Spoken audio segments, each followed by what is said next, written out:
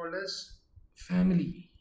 Pharmaceuticals के अंदर product कोई भी आता है ना तो उसकी फैमिली जनरली आने लगती है। क्यों आती है? क्योंकि भैया वो प्रोडक्ट के अंदर थोड़े थोड़े चेंजेस करके वो केमिकल एंटिटी के अंदर थोड़े थोड़े चेंजेस करके वो दूसरा केमिकल बन जाता जिसके रिजल्ट्स बेटर रहते देन द ओरिजिनल।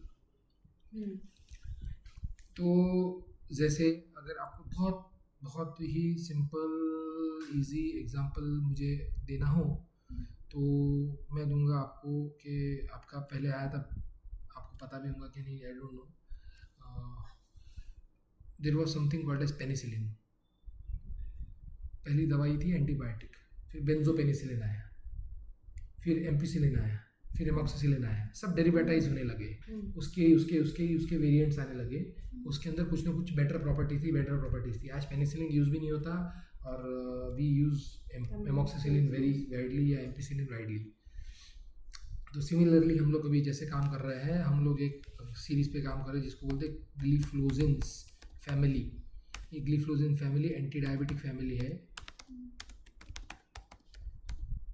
तो उसके अंदर पूरी दुनिया है। ये if I am not wrong SGLT2 inhibitor में आते हैं। ये क्या है तो आप वो छोड़ दो, वो डज नॉट मैटर कि क्या में आ रहे, क्या आ रहा है, क्यों आ रहा है। एक second, just a minute.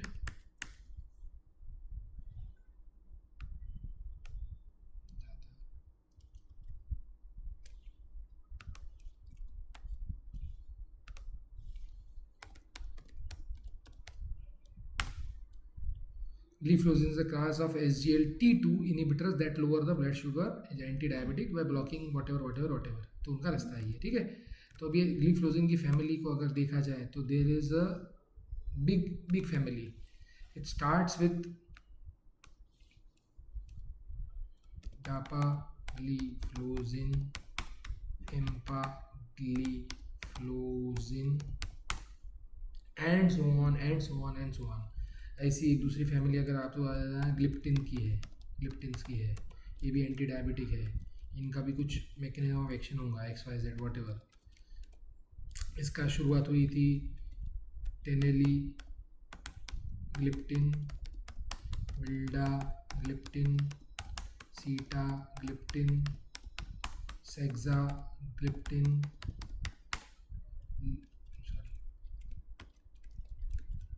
Leena gliptin. समझ रहे मेरी बात को?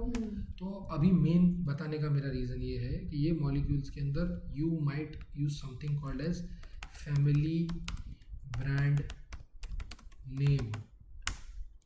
कैसा?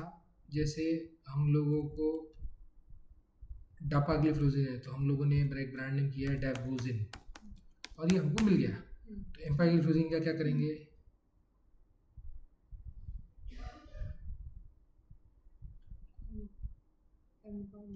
empagliflozin example goes in so that you remain the same, or you will see epagliflozin something like this।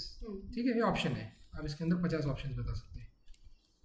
आपके पास ऐसे एक बहुत कॉमन कैटेगरी जिसका मैं एग्जांपल आपको देना चाहूँगा वो है PPIs, प्रोटॉन पंप इनहिबिटर्स। ये है एंटी एसिडिटी। इसके अंदर का एग्जांपल है आपका ओमेप्राजोल, पेंटोप्राजोल, ओमे का दूसरा भाई esomeprazole, pantoprazole, rabeprazole, so on and so forth. तो अपन ने इनके लिए क्या किया? अब अपना यहाँ पे थॉट क्या रहा कि अपन भैया सबका नाम सेम रखते ताकि कॉमन ब्रांड नेम रहे और उसमें सफिक्स चेंज करेंगे। तो अपन ने प्रोटोजिप करके ब्रांड फाइनल की और फिर ये ओमेप्राजोल को देना है तो वो क्या देंगे बता दो।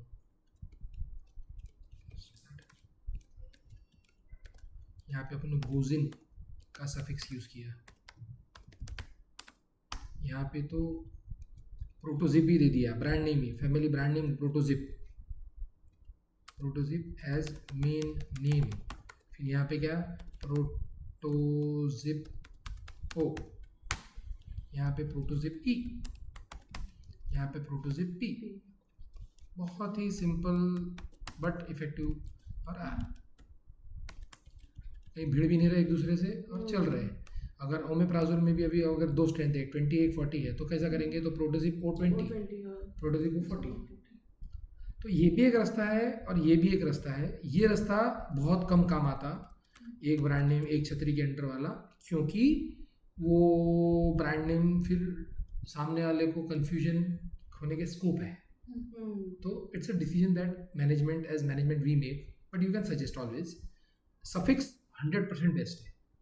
आपकी ब्रांड की दुनिया उसके पास चलती चलेगी चलती चलेगी चलती चलेगी। तो बहुत इजी सफिक्स आपका रहता है लिबिन का, बिन। बट फिर पूरे को जैसे टेनेली लेब, अभी अभी एग्जांपल टेने लेब, विल्डा लेब, ऐसा होना चाहिए। तो फिर पूरी सीटा लेब ऐसा। तो दिस इज एन ऑप्शन सेक्सा लेब। समझ लो हमारे पास सेक्साग्लिप्टिन है नहीं, तो ठीक है, जरूरत ही नहीं है, नॉट एप्लीकेबल। लिनाग्लिप्टिन नहीं है, समझ लो, तो नॉट एप्लीकेबल, खत्म, डज नॉट मैटर। ठीक है, तो this is the way things can work if you look at a family brand name, जहाँ पे जनरली गोइंग बाय सफिक्स और अ मेन ब्रांड नेम। फिर प्रीफिक्स जनरली नहीं रखते, क्योंकि प्रीफिक्स सेम रहा तो फिर वही कंफ्यूजन है, तो फिर तो मेन ब्रांड नेम ही रख दो। प्रोटोजिप प्रीफिक्स ही बोल सकते हैं, बट प्रीफिक्स नहीं है, वही पूरा नाम है। तो सफिक्स या तो मेन ब्रांड नेम। ठीक है।